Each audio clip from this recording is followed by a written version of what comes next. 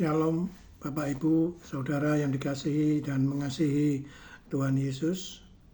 Berjumpa kembali dengan saya, Yohanes Didio, mahasiswa STT Anugerah Indonesia dengan nomor induk mahasiswa 1122913. Syukur dan terima kasih kita masih diberi kesempatan untuk belajar dari kebenaran firman Tuhan yang kita ambil dari Injil Lukas 9 ayat 57 sampai 62. Mari kita baca bersama-sama.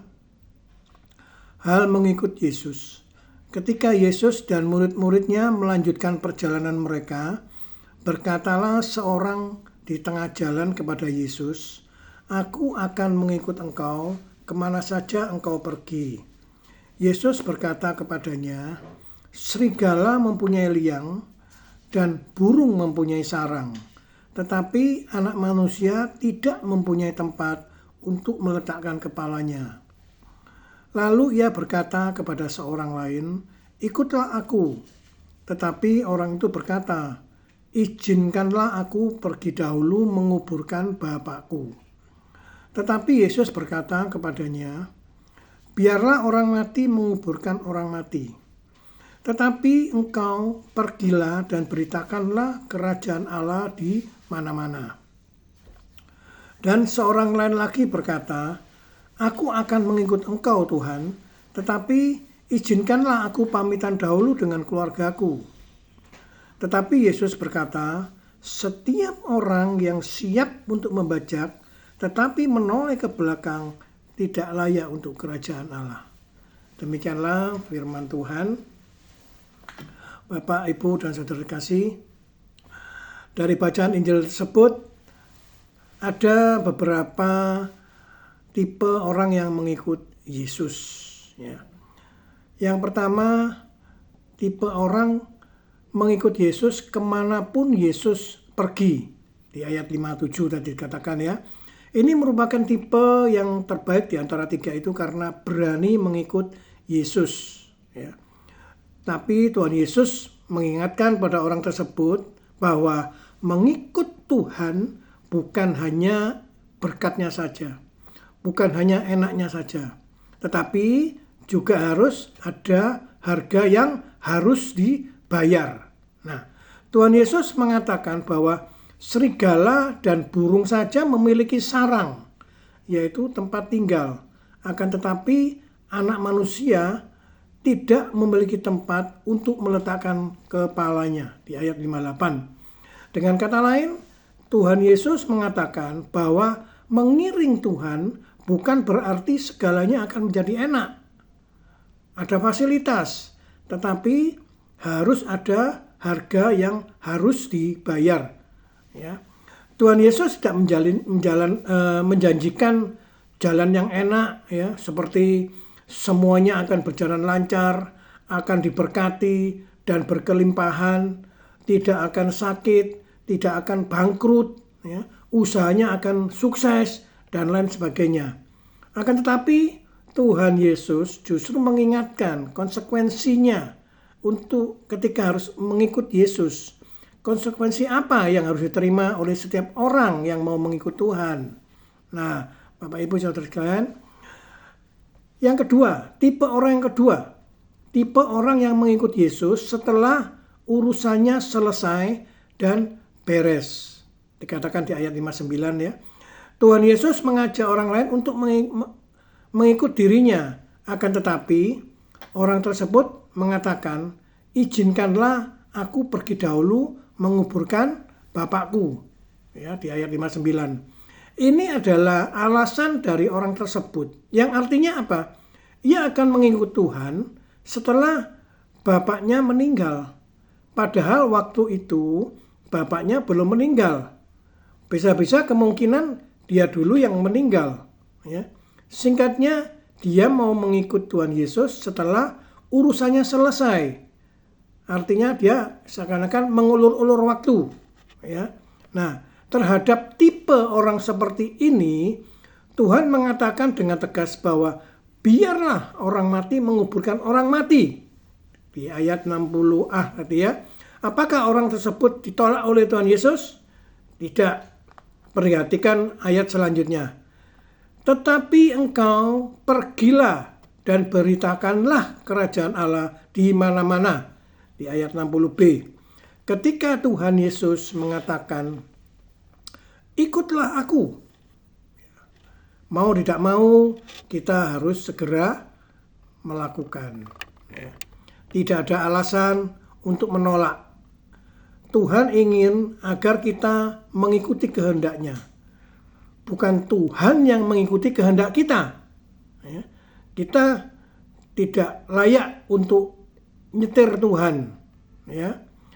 Jadi pada intinya kita harus mengikuti apa yang diinginkan oleh Tuhan. Dan yang ketiga, tipe orang yang ketiga adalah tipe orang yang pamitan dulu kepada keluarga. Di ayat 61. Alkitab menulis bahwa ada orang lain yang berkata, aku akan mengikut engkau Tuhan, tapi izinkanlah aku pamitan dahulu dengan keluargaku. Ayat 61. Nah, mungkin dalam konteks saat ini kalimat tersebut bisa diganti seperti ini.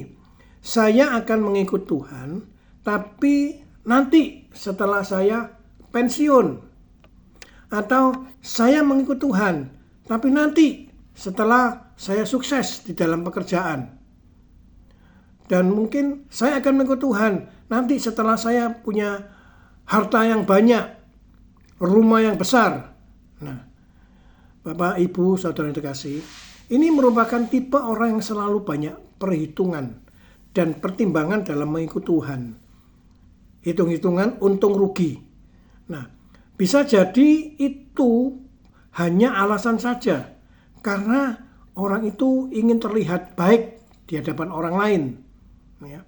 Orang ini memberikan persyaratan mengikuti Tuhan.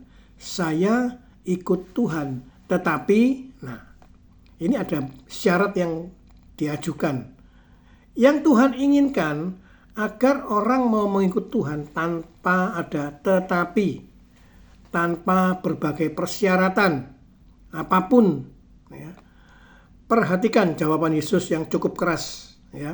Setiap orang yang siap membajak tetapi menoleh ke belakang tidak layak untuk kerajaan Allah. Dikatakan di ayat 62. Setiap orang yang dipanggil untuk mengikut Tuhan sudah tidak boleh lagi mengingat-ingat yang ada di belakang. Paulus sendiri meninggalkan segala sesuatu yang telah ia miliki sebelumnya untuk mengiring Tuhan. Bahkan segala sesuatu dianggap seperti sampah yang tidak berguna. Tidak sebanding dengan kemuliaan Tuhan yang akan dia dapatkan. Ini dari Paulus.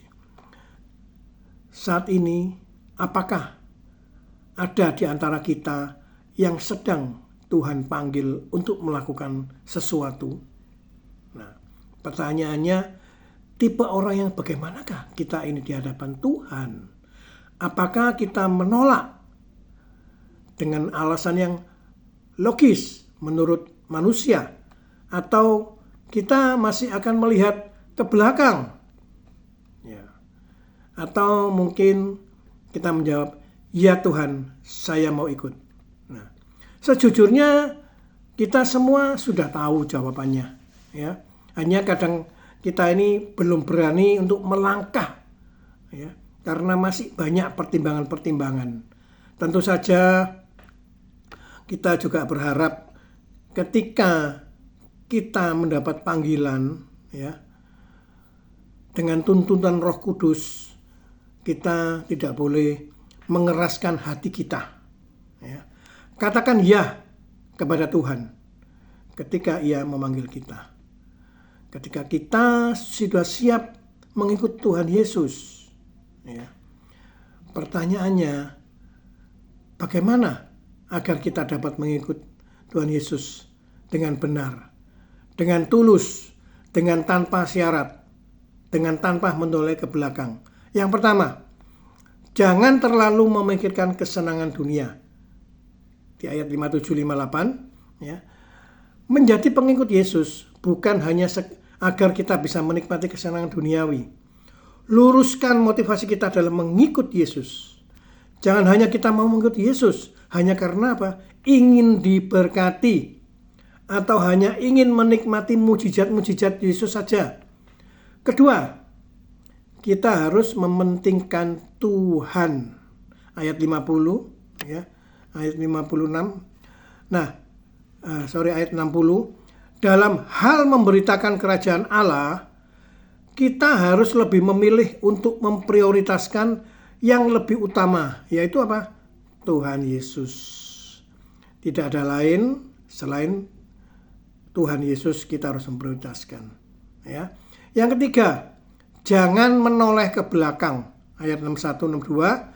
Ketika kita sudah berkomitmen mengikut Tuhan Yesus, maka tidak lagi kita melihat ke belakang, melihat kegagalan-kegagalan kita atau melihat kesuksesan-kesuksesan kita. Jangan lagi membanding-bandingkan hidup kita masa lalu dengan masa yang sekarang. Bapak, Ibu, dan saudara sekalian, perihal mengikut Yesus ini sebenarnya sangatlah penting, ya, karena saat ini banyak orang, bahkan hamba Tuhan, mengikut Tuhan Yesus dengan motivasi yang tidak benar. Hatinya tidak lulus, masih dipengaruhi dengan hal-hal duniawi. Pelayanannya dibungkus dengan rohani, tetapi sebenarnya mereka hanya mencari keuntungan dari pelayanannya. Bahkan pelayanannya hanya ketika memakai nama Tuhan Yesus untuk mencapai tujuan duniawinya, untuk mendapatkan keuntungan finansial.